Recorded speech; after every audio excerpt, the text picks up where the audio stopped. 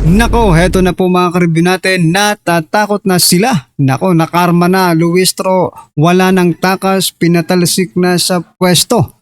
Kongreso di makapagpigil, di nakapagpigil, pinalayas na. Aba, yan po mga kababayan ang ating alamin at bibigyan ng reaksyon sa video ito. Pero bago po natin simulan yan, palike naman po ng video ito, malaking tulong po yan. Maraming salamat po at eto nga. Nako po, ito pong si Representative Bong Suntay, mayroon pong pasabog. Binulgar na po, binisto ang kanyang mga kasamahan dito po sa House of Representatives. Ito, pakinggan po natin mga kababayan. Madami talagang palagay ko, ang pakiramdam ko lang, pakiwari ko, madaming na doon sa Kamara na natatakot na maging Pangulo si VP Sara. Baka siguro ang kinakatakot nila, baka maimbestigahan sila. Madami talagang palagay ko, ang pakiramdam ko lang, pakiwari ko, madaming na doon sa Kamara na natatakot na maging Pangulo si VP Sara. Baka siguro ang kinakatakot nila, baka maimbestigahan sila. So yan mga kababayan, klarong-klaro po na marami po ang natatakot na sa Kamara. Kaya naman pala mga kababayan, ginagawa na nila ang lahat-lahat. Opo, ginagawa na nila lahat kahit illegal, kahit bawal sa batas, ay ginagawa na nila dahil natatakot na pala sila dito kay Vice President Sara Duterte mga kababayan. Ayon po yan dito kay Representative Bong Suntay. Ayan, palakpakan po natin mga kababayan, no? Pero sa kabila po ng kanilang pagkatakot mga kababayan, ito naman po ang ginagawa ng House of Representative ngayon. Nako po, ito sabi po dito sa balita, dagdag na 300,000 pesos kada kongresista sa gitna ng impeachment ni VP Sara. Aba, ito po ang kabuuan ng balitang yan mga kababayan, basahin po natin para sa inyo. Sabi po kasi dito, may dagdag na 300,000 pesos kada buwan umano ang mga kongresista sa gitna ng impeachment laban kay Vice President Sara Duterte. Ito ang binalita ng isang scooper na nakakalap ng impormasyon sa loob ng House of Representatives. Ayon sa scooper ng Abante, mula pala ito sa Abante mga kababayan, inaprubahan umano ng liderato ng Kamara ang pagtaas ng buwan ng maintenance and other operating expenses or MOOE ng mga kongresista simula Mayo. Mula sa 1.2 million naging 1.5 million ang alokasyon kada buwan. Ang laki nito mga kababayan. Paldo-paldo na naman. Paldo-paldo na naman po ang mga kongresista. Iniulat din na ang mga miyembro ng Partido Federal ng Pilipinas, partido ni President Bongbong Marcos Jr. ay posibleng makatanggap ng karagdagang 200,000 pesos bawat isa. Kabilang sa hanay ng Partido Federal ng Pilipinas sa Kamara, sina House Speaker Faustino Boji D. III at Majority Leader Sandro Marcos.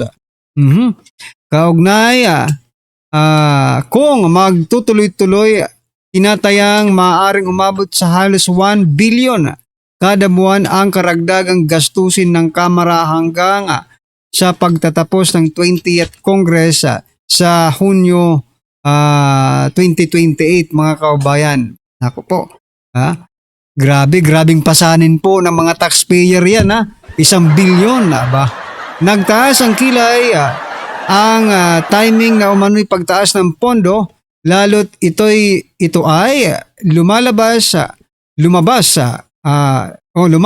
habang umiinit ang usapin ng impeachment. Parang ayuda para sa boto sa impeachment, hindi sa tao.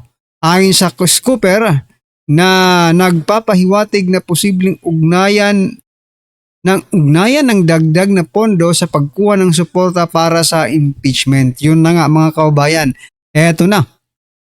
Kung dati po mga kababayan ay mga incentive ang tinatawag, ngayon naman po mga kababayan karagdagang pondo sa MOOE ng mga congressman. Sabi nga kanina, no, kung napanood nyo po yung post ko kanina mga kababayan, no, ay yung bagong vlog natin kanina, sabi po doon ni Pastor Abante, no, binira niya po si Vice President Sara Duterte kanina. Sabi niya po, Madam, hindi mo personal na pera ang pera ng gobyerno, di ba? Ito ay pinagpaguran ng mula sa dugo at pawis ng mga manggagawang Pilipino. Ngayon ibabalik po natin dito kay Abante ngayon ito Mr. Pastor, Representative Pastor Abante, Bishop Abante. Ito bang karagdagang budget para sa inyong MOOE? Okay? Ay hindi rin po ba yan galing sa kaban ng bayan? Yan po ba ay hindi galing sa dugo at pawis ng mga manggagawang Pilipino? Nagtatanong lang po mga kababayan kasi aabot ng 1 bilyon hanggang matapos ang 20th Congress. Yung karagdagan lang po yan Yung karagdagan lang po sa kanilang budget ay aabot po ng 1 bilyon. Nako po mga kababayan. Anyway, ito po ang naging komento ng ating mga kababayan patungkol dyan. Sabi po ni Annalyn dito mga karibin natin, they all wants money in exchange for impeachment signatures, mga crooks. Ayan. Nalulustay lang sa walang pera ng taong bayan na dapat para din sa lahat ng mamamayan ng Pilipinas. Nako po. Sabi po dito, wow, anli ang grasya. Di kasi ramdam ang hirap na dinaranas ng mga tao dahil sa krisis. Nakakadismaya magbayad ng buwis na punta lang sa walang kwentang bagay. Kung ginamit sana sa mga mahalagang gastusin gaya ng libreng gamot sa mga ospital, marami sana makikinabang. Yan mga kababayan. Speaking of crisis, nako po. Malapit na po maging 62 pesos ang palitan ng dolyar. Ang ibig sabihin lang po niyan mga kababayan ay bagsak na po ang ating ekonomiya. Ano na ang ginagawa ng ating gobyerno para makapag-move on sa mga ganitong bagay? Alright, hindi. Busy po ang gobyerno natin para mapatalsik si Vice President Sara Duterte. Ito, sabi po dito ni Mona, tapos ang pinahihirapan ng taxpayer, sila pasarap buhay, ang mga manggagawa, ang lilit ng sahod, ang kakapal ng mukha nitong mga buhaya. Correct.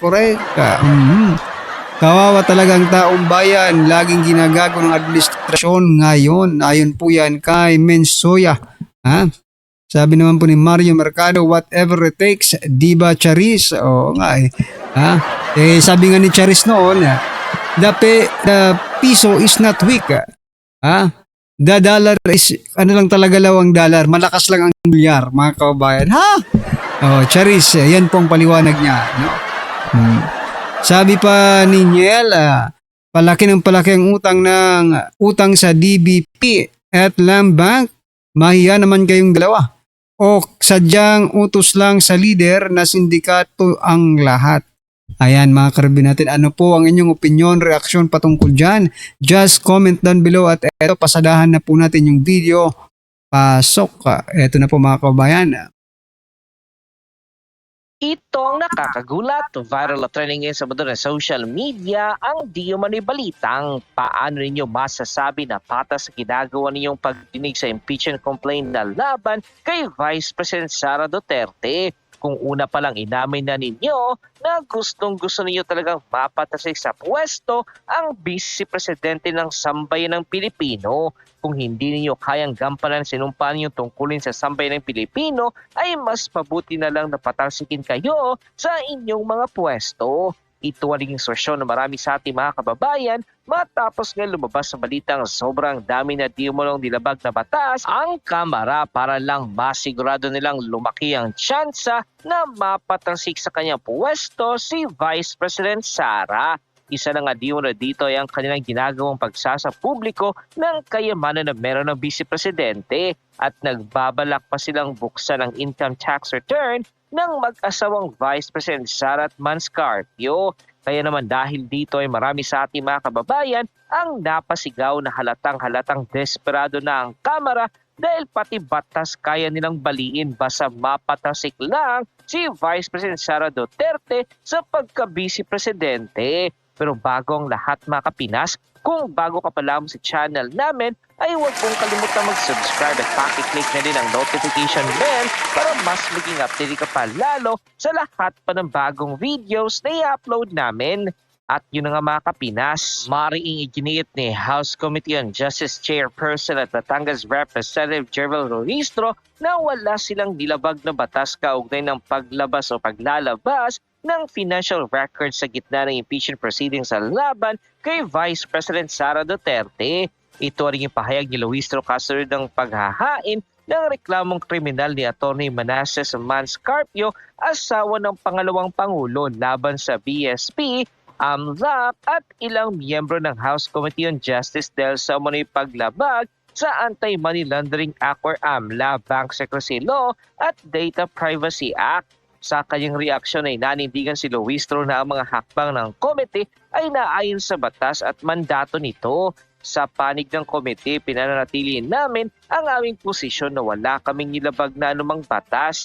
Ang pahayag na ito ay lumabas matapos tuluyang magsampa ng kaso si Carpio ngayong araw, April 27 sa Quezon City Prosecutor's Office sa laban kina VSP Governor Elie Remolona Jr., AMLAC Executive Director Rodel Benaventura at mga mambabatas sa kinabibilangan niya kasama sina Percival Sendenia, Chel Jokno at Laila de Lima. Dahil nga dito ay marami sa ating mga kababayan nagsasabi na malapit nang mawala ng tuluyan ng tiwala ng sambayan ng Pilipino sa mga pinaggagawin ng Kongreso. Dahil halatang halata na desperado na silang lahat at kayang-kaya nilang gawin ang lahat ng kanilang makakaya kahit pa lumabag sila sa batas ng Pilipinas para lamang masigurado nila na talagang mapatalsik sa pwesto si Vice President Sara. Kaya naman sobrang laki ng pasasalamat nila dahil hindi magpapatalo sa kanila si Vice President Sara Duterte at ang asawa nito na si Manscarpio ay sinampahan na nila ng patong-patong na kaso ang Kongreso. Dahil nga dito ay binasag na ni Luistro ang kanyang katahimikan at nagbigay na ng kanyang official statement patungkol sa kasong isinampal laban sa kanya. Ayon pa sa official report nilabas ng ang balita ngayon sa kanilang official Facebook account. Para sa interes ng publiko, Luistro ay pinagtanggol ang mga hakbang ng kanilang komite sa gitna ng mga sinampang kaso ni Atty. Manscarpio. Umani ng atensyon ng pahayag ni House Committee on Justice Chairperson at Batangas Representative Jervel Luistro matapos yung igiit na ang lahat na naging hakbang ng kanyang komite sa impeachment proceedings sa laban kay Vice President Sara Duterte ay ginawa para sa kapakanan ng publiko. Ang lahat ng aming hakbang ay para sa interes ng publiko.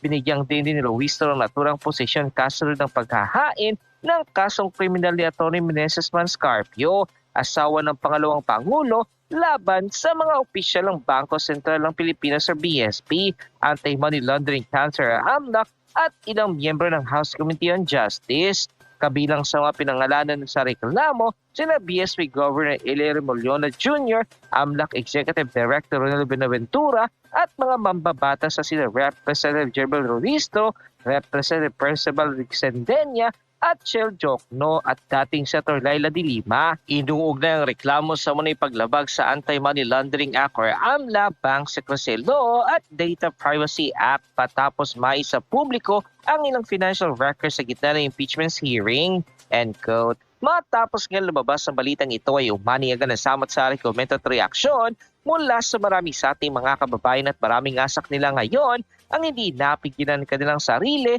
na maglabas ng kani-kanilang hininga at komento sa mundo ng social media. The netizens posted, personal interest ninyo lang iyan. Ang gusto namin, imbestiga ninyo yung korupsyon ng flood control at mali-malitang pera na tinanggap ng mga tiwaling mambabata sa iba pang opisyal ng pamahalaan.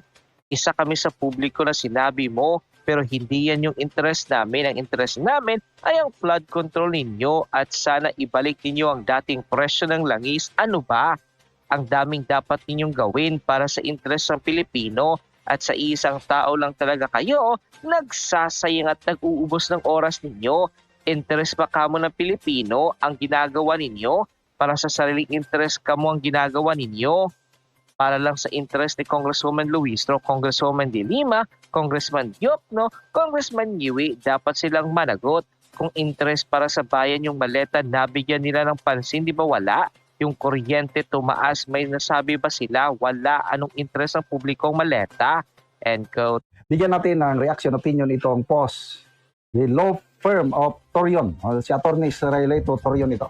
Title, Supplemental Petition for Certiorari Assailed. House Resolution number 892, arguing that the Committee on Justice acted without constitutional authority during congressional recess. So ito po, panibagong petition or kaso, isinampa ng grupo ni Attorney Israelito Torion. Kini-question nila ang constitutionality ng impeachment proceedings labang kay BP Sara dahil naka-break ang Congress, walang session, kaya lang nagkakandak pa rin sila ng hearing. Sinasabi ng petition na ito na walang karapatan ang Committee on Justice na magkandak ng hearing kung wala sa regular session ang Congress. So yan mga kabayan, another bending dalo na naman ba ito? Ginagawa ng House Committee on Injustice. Nako, yan po mga karibin natin. Ano po kanyang opinion, reaction patungkol dyan? Just comment down below. At syempre, huwag pong kalimutang i-like ang video ito. Malaking tulong po yan. Maraming salamat po.